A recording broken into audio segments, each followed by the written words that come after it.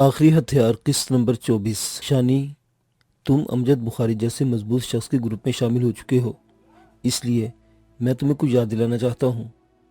روشن نواز، یہ اچانک بیٹھ ہے، تمہیں کیا یاد آ گیا ہے؟ وعدہ، روشن نواز نے کہا۔ شانی نے اسے گھورا، پھر بھویں اوپر کرتے ہوئے بولا، کون سا وعدہ؟ گوریا بستی کے لیے راستے پر تم نے بروج سے وعدہ کیا تھا۔ روشن نواز، میں نے کوئی وعدہ نہیں کیا تھا۔ وعدہ زبان سے کیا جاتا ہے، میں نے کوئی وعدہ نہیں کیا تھا۔ خود کو فریب دے رہے ہو؟ وہ کیسے؟ قسم اٹھاؤ، جب سے بروج سے بچھڑے ہو کوئی ایسا پل بھی گزرا ہے جس میں اسے یاد نہ کیا ہو؟ روشن نواز، میں جن راہوں کا مسافر ہوں، ان راہوں پر پیار نام کی کوئی چیز نہیں پنپ سکتی، اس لیے باتیں رہنے دو۔ تو پھر وعدہ کیوں کیا تھا؟ کیا پتا، ابھی تک وعدے کی ڈور سے بندھی تمہاری راہ تک رہی ہو، کیونکہ تم نے عملاً وعدہ کیا تھا۔ جب بروج نے وعدہ کہہ کر ہاتھ بڑھایا تھا تب تم نے اس کے ہاتھ پر ہاتھ رکھا تھا۔ اس کا مطلب جانتے ہو؟ جانتا ہوں روشن نواز، مگر مسئلت کا تقاضا ہے کہ میں وعدہ، وہ جس سے وعدہ کیا، اسے بھول جاؤں۔ بھول سکو گے؟ روشن نواز نے براہ راست سوال کر دیا تھا۔ شانی اس سوال سے کنی کترانے لگا تھا۔ جی معلوم ہے شانی، بروج تمہارے لاشعور میں مسکن بنا چکی ہے۔ روشن نواز، تم حالات و واقعات کو سمجھو، مجھے ایسی باتوں میں مت الجھاؤ۔ میں گھر سے جیت کی لگن میں نکلا ہوں اور تم مجھے ہارنے کی طرف راغب کر رہے ہو۔ شانی، میں نہیں چاہتا کہ جیت کی لگن میں دوڑتے ہوئے جب منزل کے قریب پہنچو تو خود کو ادھورا محسوس کرو۔ میں سمجھا نہیں۔ شانی، مجھے پوری سچائی کے ساتھ جواب دو، کیا تم بروج سے پیار نہیں کرتے؟ روشن نواز کے سوال پر شانی جذباتی ہو گیا تھا۔ سچ اور حقیقت وہی تھی جو روشن نواز کہہ رہا تھا۔ شانی، تمہیں روشن نواز کی بات ماننا ہوگی، اس بار ہم نواز نے کہا۔ ہم سب جانتے ہیں بروج کی غیر معمولی خوبصورتی کے سامنے تو پہلے ہی ہار چکا ہے۔ روشن نواز ٹھیک کہتا ہے، اس کے بغیر تم خود کو ادھورا محسوس کرو گے، اس لیے جانا تو پڑے گا۔ شانی نے عاصم نواز کی طرف دیکھا، وہ مسکرا رہا تھا۔ شانی، اندر کی بات تو بتاؤ۔ یار، اندر کی بات تم سب جانتے ہو۔ شانی نے طویل سانس خارج کرتے ہوئے کہا، میں نے بہت کوشش کی مگر بروج کے خیالات سے چھٹکارا نہیں پا سکا ہوں۔ حالات جیسے بھی تھے، بروج میرے ساتھ ساتھ رہی۔ شانی اقرار محبت کر چکا ہے تو روشن نواز چہکتے ہوئے بولا، شانی، وہ حسن بے مثال ایسا ہی ہے، چلو آج دیدار یار کرنے چلیں۔ بروج گوریا بستی کی آبادی سے باہر کچے راستے پر کھڑی تھی۔ شانی اسے دیکھ کر ششدر رہ گیا۔ خوبصورتی کی انتہا کو چھونے والی بروج اپنی تمام تر حشر سامانیوں کے ساتھ اس کے سامنے تھی۔ شانی بنا پلکے جھپکائے اسے دیکھے جا رہا تھا۔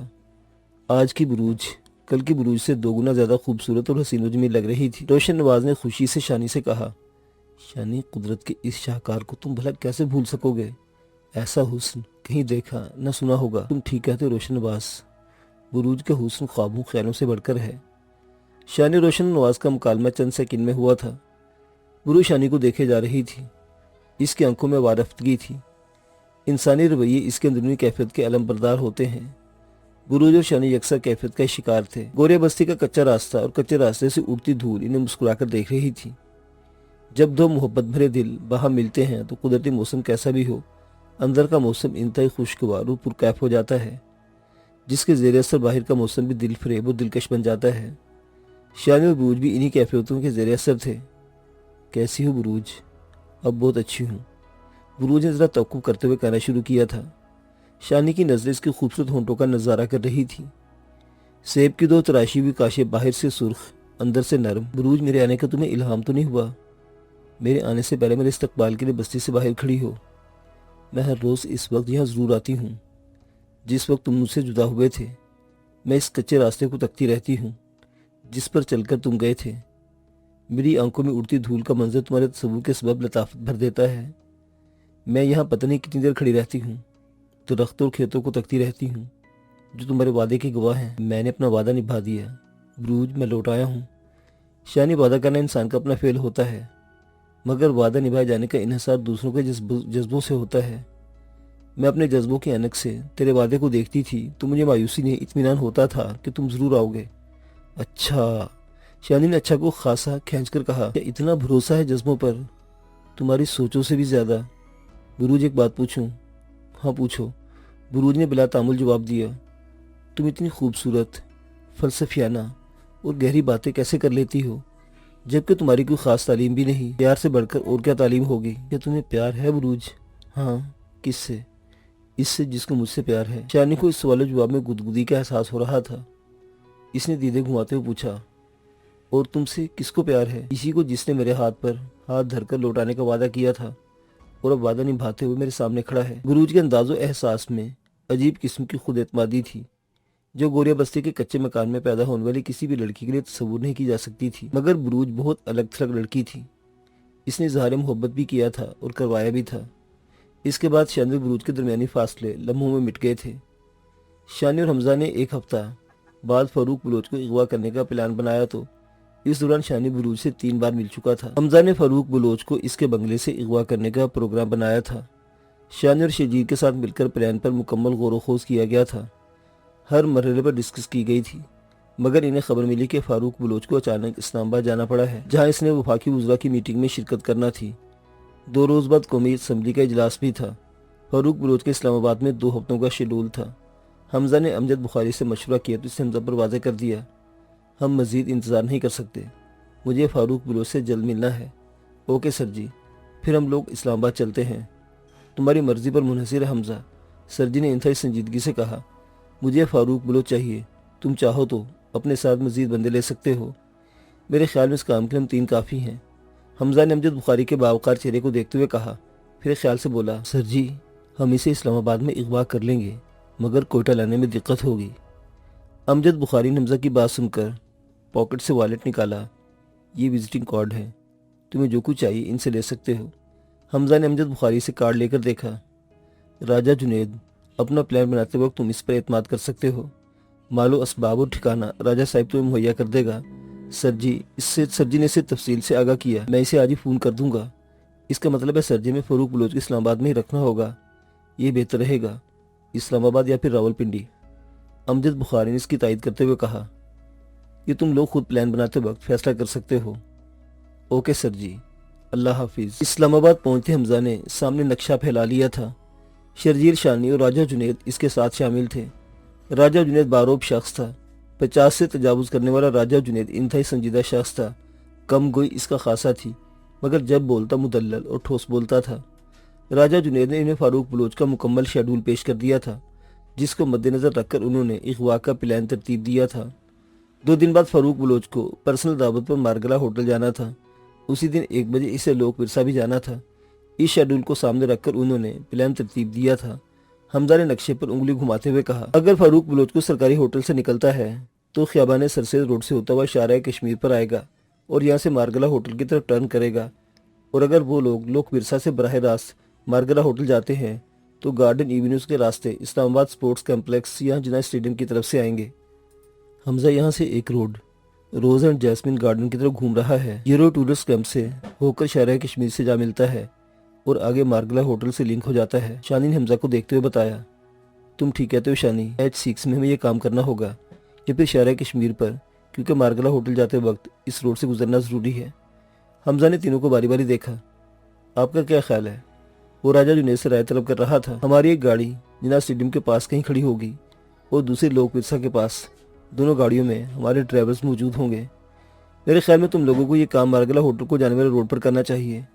تمہیں سیدھا جناح اسٹیڈیم آنا ہے، وہاں گاڑی تبدیل کرنی ہے، دوسری گاڑی تم لوگوں کو لوک ورثہ کے قریب تبدیل کرنی ہے، وہاں سے موقع کی مناسبت سے شکر پڑیاں کی طرف جاؤ یا 0 پوائنٹ نکلو، بہرحال تمہیں راولپنڈی پہنچنا ہے۔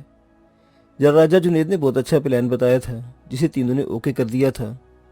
فاروق بلوچ کی وہ نجی مصروفیات تھیں، اس لیے روایتی سرکاری پروٹوکول نہیں تھا، البتہ اس کے ذاتی محافظوں کی گاڑی اس کے ساتھ تھی۔ شرجیل نے محافظوں کی گاڑی پر اندھا دھند فائرنگ کی تھی، جسے گاڑی کے ڈرائیور کو کنٹرول سے باہر ہو کر ہراتے ڈگمگاتی ہوئی بجلی کے کھمبے کو رگڑتی ہوئی دکان کی دیوار سے ٹکرائی تھی۔ شرجیل انتظار کرتا رہا، مگر شاید محافظ بے ہوش ہو چکے تھے یا پھر گاڑی اس قدر مسخ ہو گئی تھی کہ انہیں باہر نکلنے کا راستہ نہیں ملا تھا۔ شرجیل کو اب شان حمزہ کو کور کرنا تھا۔ اس کے پاؤں میں بجلیاں بھری ہوئی تھی، آنکھیں چیتی کی طرح گردو پیش کا جائزہ لے رہی تھی۔ لوگوں کی چیخو پکار اور بھاگ دوڑ سے روڈ پر بھگدڑ مچ گئی تھی، ٹریفک جام ہو چکا تھا۔ شان اور حمزہ نے اس موقع پر حیران کن پھرتی دکھائی تھی۔ وہ آنن فانن فاروق بلوچ کی گاڑی کے دروازے کھول کر محافظوں کو گھسیٹ کر باہر نکال چکے تھے۔ ڈرائیور گاڑی بھگا نہیں سکتا تھا، انہیں صورتحال سمجھنے میں چند منٹ لگے تھے۔ تب تک شانی اپنا کام دکھا چکا تھا، مشین گن کے دستے اور اس کی لات نے دونوں محافظوں کو بے ہوش کر دیا تھا۔ حمزہ ڈرائیور سے نپٹ کر خود اس کی جگہ لے چکا تھا۔ شانی نے عقبی سیٹ میں جانے تک کوئی لمحہ ضائع نہیں کیا تھا۔ کون ہو تم لوگ؟ मुझे जानते नहीं हो? फारूक बलोच के चेहरे पर हवाएं उड़ रही थी। मम मैं खौफ और दहशत से अल्फाज इसके गले में फंस रहे थे। खामोश रहो, अकबी सीट से शानी ने घुर्राते हुए कहा। साथ ही फारूक बलोच की पसलों से गन लगाई और तहकमाना लहजे में कहा, अगर एक लफ्ज़ भी निकालो तो पसले में शिकाफ कर दूंगा। इसके लहजे में ऐसी दहशत थी कि फारूक बलोच को मजीद कुछ कहने की जरूरत नहीं हुई। हमजा ने गाड़ी गोली की रफ्तार से करीबी गली में घुसा दी। इस सारी कार्रवाई में मुश्किल 15 मिनट सर्फ हुए थे। लोक बिरसा पर उन्होंने आखिरी गाड़ी तब्दील की और 9th एवेन्यू से निकल आए। वहां से बिना किसी रुकावट के एक खस्ताल मकान में पहुंच गए जहां राजा जुनैद और अमजद बुखारी इनके मुंतजिर थे। अमजद बुखारी, तुम बहुत बड़ी गलती कर रहे हो। फारूक बलोच अमजद बुखारी को सामने देखकर पहले हैरान हुआ, फिर इंतहाई गुस्से में बोला, तुमने एमएनए को अगवा करके गद्दारी का सबूत दिया है जिसकी तुम्हें इंतहाई कड़ी सजा मिलेगी। इसे कुर्सी पर बिठाकर बांधा गया था। अमजद बुखारी के साथ शानी और हमजा मौजूद थे। फारूक बलोच की बात सुनकर शानी गुस्से में आगे बढ़ा और जबरदस्त मुक्का फारूक बलोच के चेहरे पर जड़ दिया।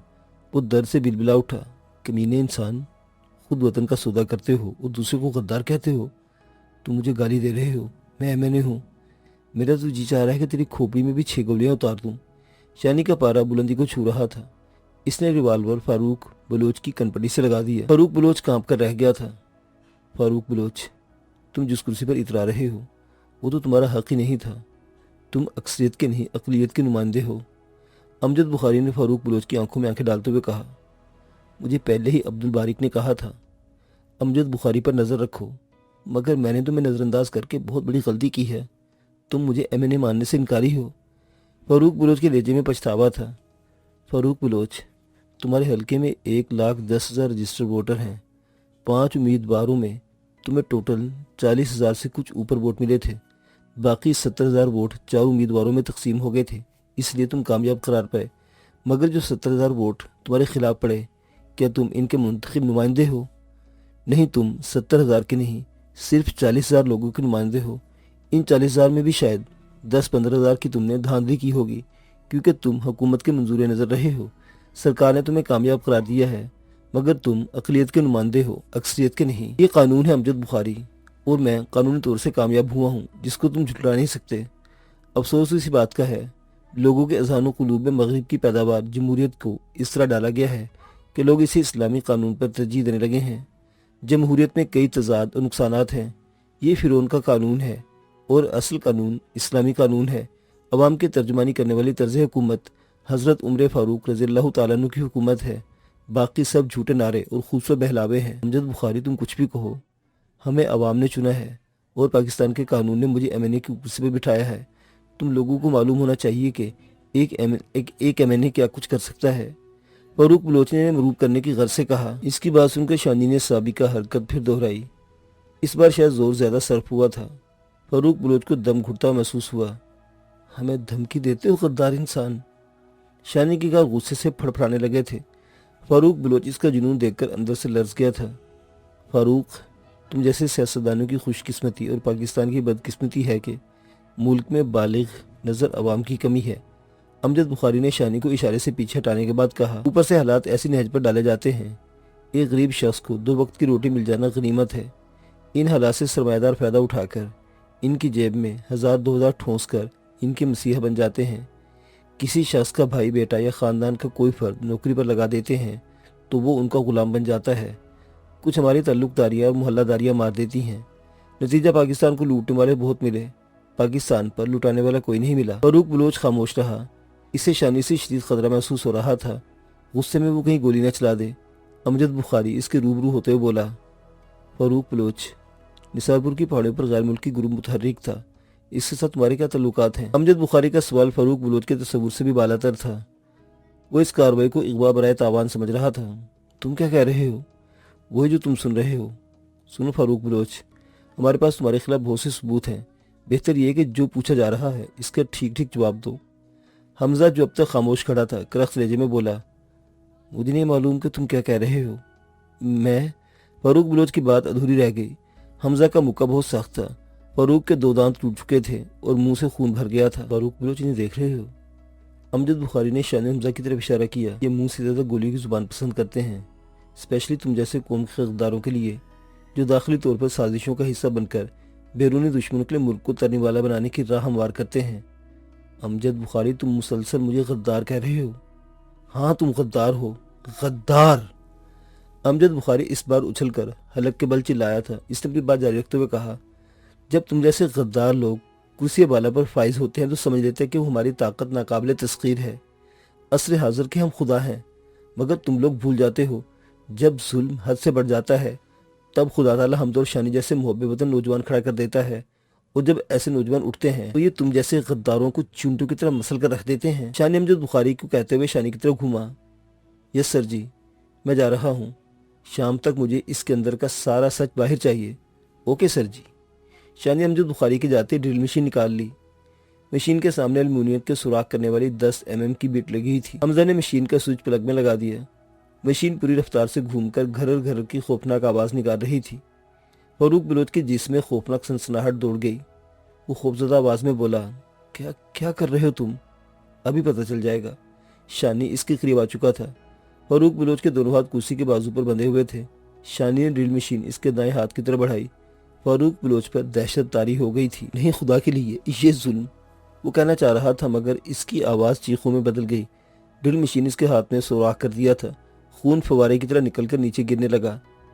فاروق بلوچ بے ہوش ہو چکا تھا۔ حمزہ نے پانی کا پورا جگ اس کے چہرے پر انڈیل دیا۔ پانی کی ٹھنڈک نے اسے بے ہوشی کی دنیا سے واپس کھینچ لیا۔ ہوش میں آتے ہی فاروق بلوچ درد سے ماہی بے آب کی طرح تڑپنے لگا تھا۔ تم وحشی درندے ہو، تم انسان نہیں ہو سکتے، وہ جذباتی انداز میں چیخ رہا تھا۔ تم جیسے غدار انسان سے ہم وحشی درندے بہتر ہیں جو وطن کا سودا نہیں کرتے۔ حمزہ نے انتہائی نفرت سے اسے دیکھتے ہوئے کہا، ساتھ ہی شانی کو اشارہ کیا۔ اس بار شانی کا ہدف بایاں ہاتھ تھا۔ فاروق بلوچ ایک بار پھر بے ہوش ہو چکا تھا۔ اس بار بھی حمزہ نے اسے ہوش میں لانے میں دیر نہیں لگائی تھی۔ رحم کرو خدا کے لیے، میرا یقین کرو، مجھے کچھ معلوم نہیں۔ بے غیرت بے ضمیر انسان، تجھ پر رحم کروں؟ جس نے قوم کے بچوں، ماؤں اور بہنوں کو سودا کیا ہے، تجھ پر رحم کروں؟ شانی کی آواز میں اس قدر ہیبت ناکی تھی کہ فاروق بلوچ خوف سے سمٹ گیا تھا۔ شانی اور حمزہ کی آنکھوں میں نفرت کا الاؤ ابل رہا تھا۔ تم غداری کے عوض سمیٹنے والی دولت پر اللہ تللے کرتے ہو۔ آج وہ ساری دولت تیرے منہ کے راستے پیٹ میں اتنی خطیر مقدار میں ٹھونسوں گا کہ تیرا پیٹ گیند کی طرح پھول کر پھٹ جائے گا۔ تم لوگوں کو غلط فہمی ہوئی ہے۔ فاروق بلوچ، تمہاری غلط بینی تمہارے لیے جبر و تشدد کا باعث بنے گی۔ وہ بتاؤ جو سچ ہے، تمہاری جاں بخشی کر دوں گا۔ میں نہیں جانتا۔ فاروق بلوچ کی بات کٹ گئی تھی کیونکہ 10 mm کی بٹ ایک بار پھر اس کے بازو میں گھسنے لگی تھی، مگر اس بار فاروق بلوچ نے اقرار میں زور زور سے گردن ہلانا شروع کر دی تھی۔ شانی نے ہاتھ روک دیا۔ بتاتا ہوں، پانی دو۔ اس کی حالت غیر ہو رہی تھی۔ حمزہ نے اسے پانی پلایا۔ فاروق بلوچ، سب کچھ سچ سچ بتا دو، بغیر اس کے تمہاری جاں بخشی نہیں ہو سکتی۔ بتاتا ہوں، پر خدا کے لیے اسے بند کرو۔